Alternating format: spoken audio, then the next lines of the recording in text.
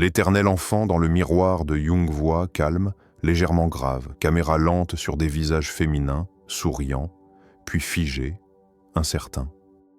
Un regard fixe dans le miroir. Les paupières ne clignent plus. Le silence s'installe. Elle est adulte, mais son âme ne l'est pas. Elle parle de liberté, mais fuit les responsabilités. Elle charme, mais redoute l'intimité. Qui est-elle? Une femme ou une enfant dans le corps d'une femme? Elle s'exprime avec assurance, mais son regard trahit quelque chose d'autre. Un doute, un écho, quelque chose d'inachevé. Elle vit dans un corps d'adulte, occupe des rôles d'adulte, mais elle réagit comme une enfant à qui on demande de trop grandir, trop vite. Derrière ses choix, souvent impulsifs, il y a une peur silencieuse, celle d'être confrontée à la réalité d'elle-même. Bienvenue dans cet espace où l'on ne survole pas les comportements, on les déshabille. Aujourd'hui, nous allons explorer un phénomène invisible mais omniprésent. Un malentendu psychique profondément enraciné, l'immaturité féminine à travers le regard du psychanalyste Carl Gustav Jung. Jung ne s'intéressait pas à la chronologie de l'âge. Il explorait l'inconscient, là où se logent les masques, les refoulements, les répétitions. Il parlait d'immaturité émotionnelle, affective, symbolique. Une sorte de gel intérieur, un gel qui empêche l'évolution de l'être. Ce phénomène n'est pas un défaut moral. Ce n'est pas un jugement. C'est un appel. Un appel que beaucoup n'entendent pas, ou qu'elles étouffent avec des distractions, des fuites, des désirs superficiels. Mais disons-le clairement, toutes les femmes ne vivent pas cela. Mais certaines, oui, et souvent sans le savoir.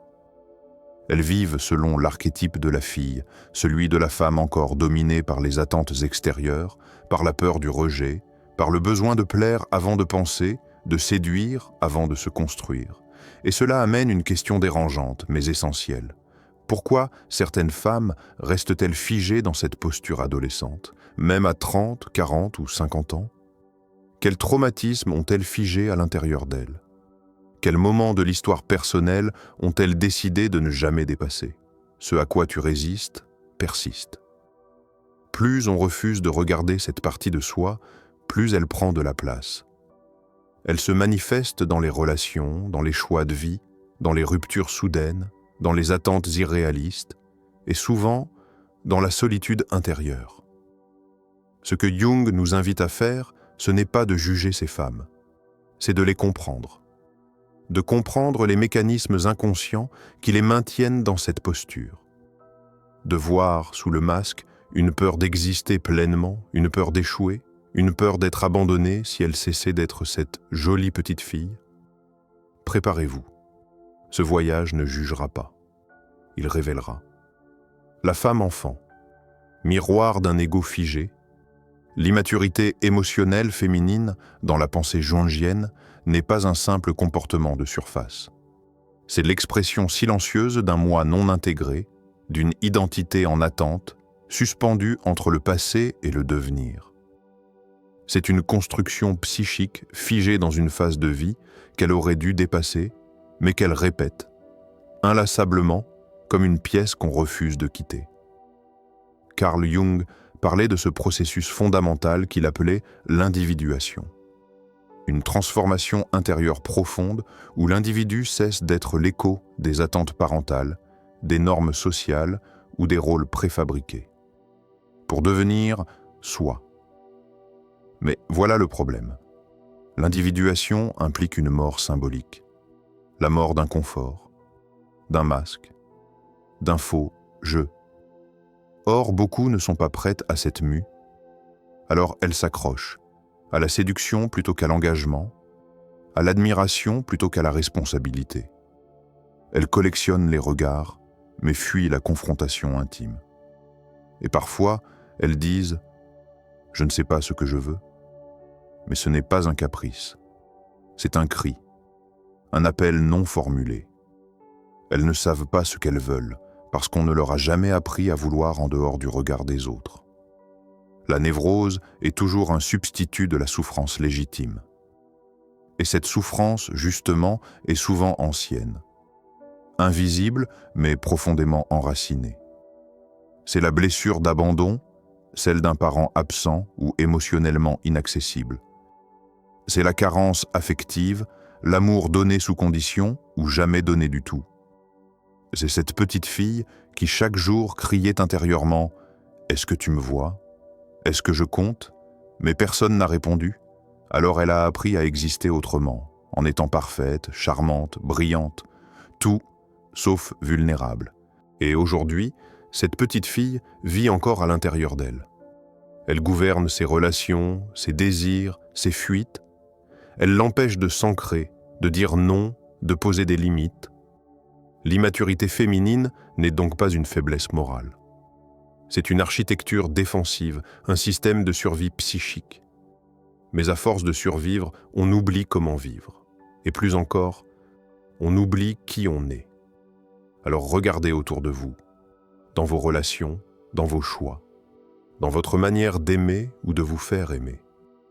Et posez-vous cette question simple mais brutale. Est-ce que mes réactions viennent d'une femme ou d'une petite fille en manque d'amour? Est-ce que mon besoin d'attention est un désir sain ou une tentative d'être enfin reconnu? Les ombres que nous ne regardons pas nous gouvernent, et tant que cette femme-enfant n'est pas reconnue, entendue et aimée en conscience, elle continue d'exister dans l'ombre, saboteuse silencieuse de toutes les tentatives d'évolution. Dialogue avec l'ombre. Ce que la petite fille ne dit jamais, musique lente. Lumière douce, une pièce silencieuse. Une femme seule, dos à la caméra, regarde par la fenêtre. On entend une voix. Ce n'est pas une voix extérieure. C'est une présence en elle. Je suis là, depuis toujours. Je n'ai jamais vraiment disparu. Je me suis juste faite discrète, recroquevillée dans les plis de ton inconscient. Je suis la partie de toi que tu évites dans le miroir. La voix que tu fais taire quand tu souris trop fort. La larme que tu retiens par peur qu'elle dise trop. Tu avances, tu brilles, tu plais.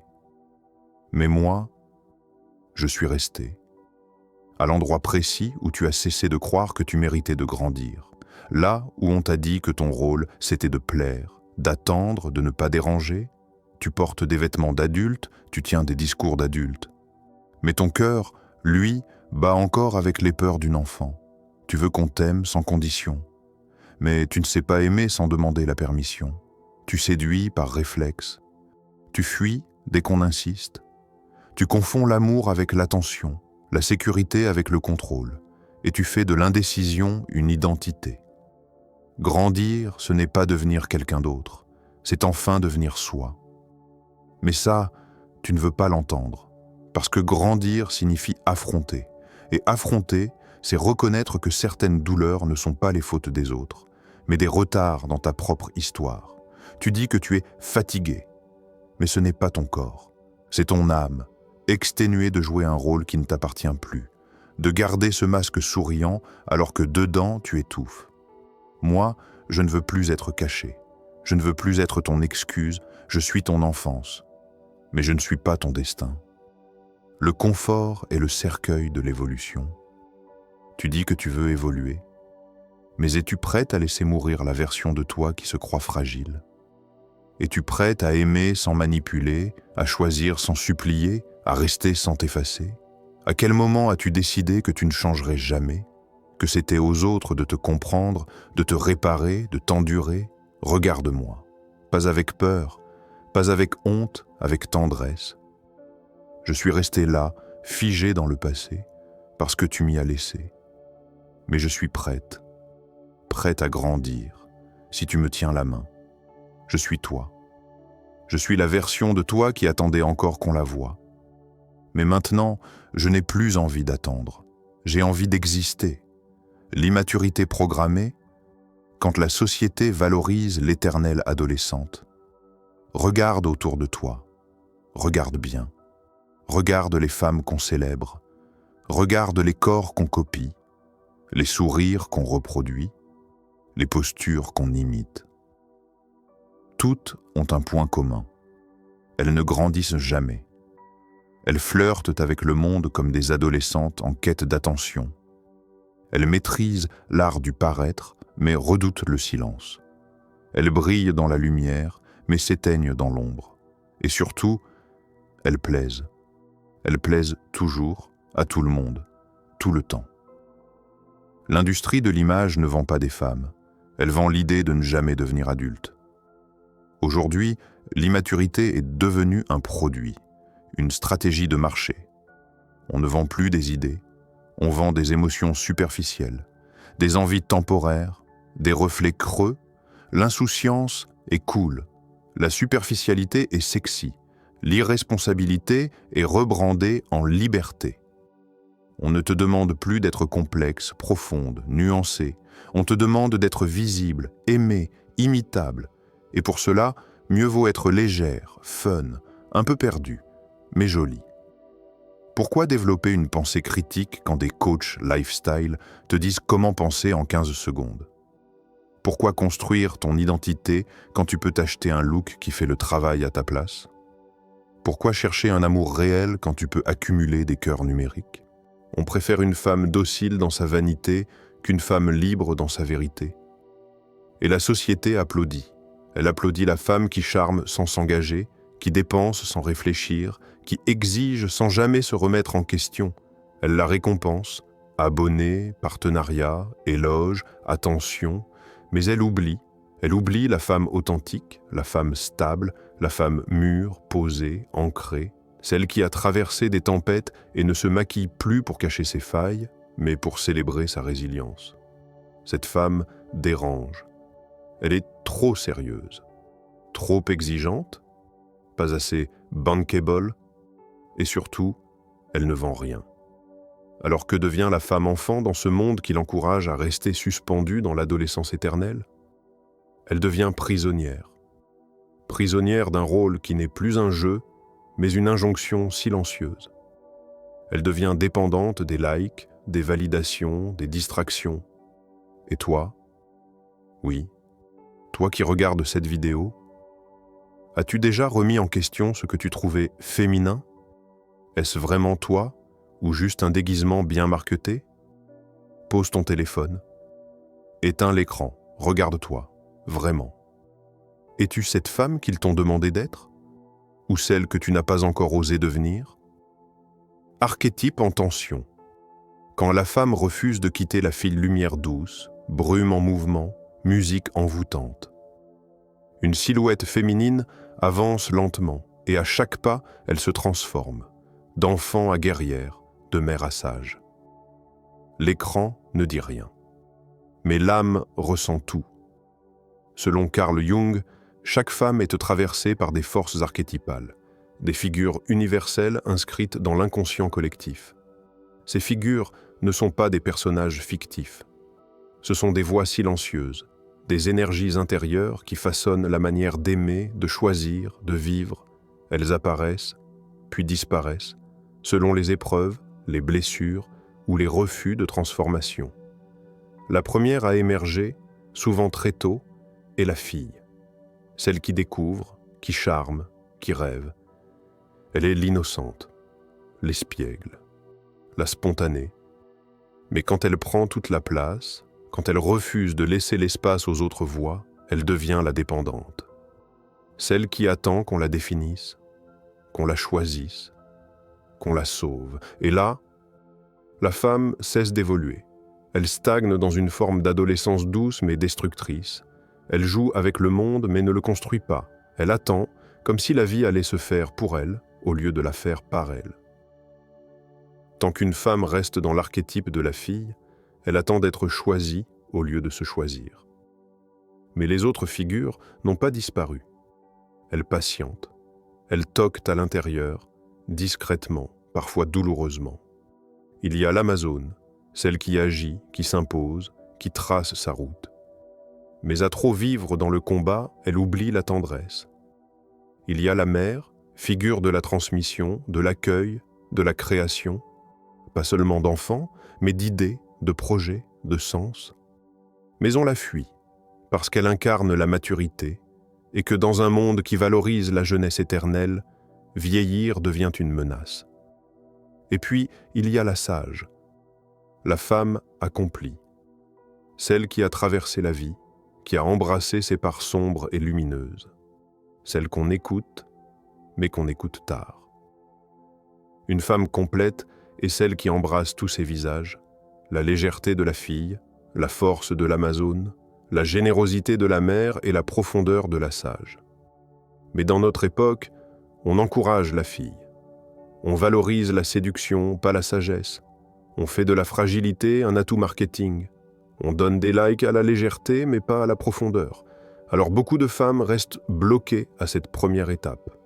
Non par manque de potentiel, mais parce qu'on leur a fait croire que c'était ça, la féminité. Et toi ? À quel archétype as-tu donné les clés de ton existence ? Lequel as-tu étouffé par peur d'être trop forte, trop sérieuse, trop indépendante ? Et surtout, lequel t'appelle encore, chaque fois que tu es seule, dans le silence ? Le choix de devenir pleinement femme, tu as vu la fille, tu as compris ses mécanismes, ses blessures, ses séductions et ses fuites, tu as croisé Camille, tu l'as peut-être reconnue, ou peut-être t'es-tu reconnu en elle. Tu as entendu la voix intérieure, celle que tu tais depuis trop longtemps, celle qui ne demande qu'à grandir, et tu as entrevu les archétypes que tu portes sans le savoir. L'Amazone, la mère, la sage, toutes là, patientes, prêtes à te soutenir dans ta pleine réalisation. Grandir n'est pas perdre sa légèreté, c'est y ajouter de la profondeur. Le monde ne t'apprendra pas à être entière. Il te proposera des rôles, des masques, des raccourcis. Mais ce n'est pas le monde qui souffrira de ton incomplétude, c'est toi. Alors aujourd'hui, tu as un choix. Le plus simple, le plus radical. Continuer à jouer la fille ou commencer à devenir la femme. Pas la femme parfaite, pas la femme idéalisée, la femme consciente, libre, cohérente, celle qui ne demande plus à être choisie, parce qu'elle s'est enfin choisie elle-même.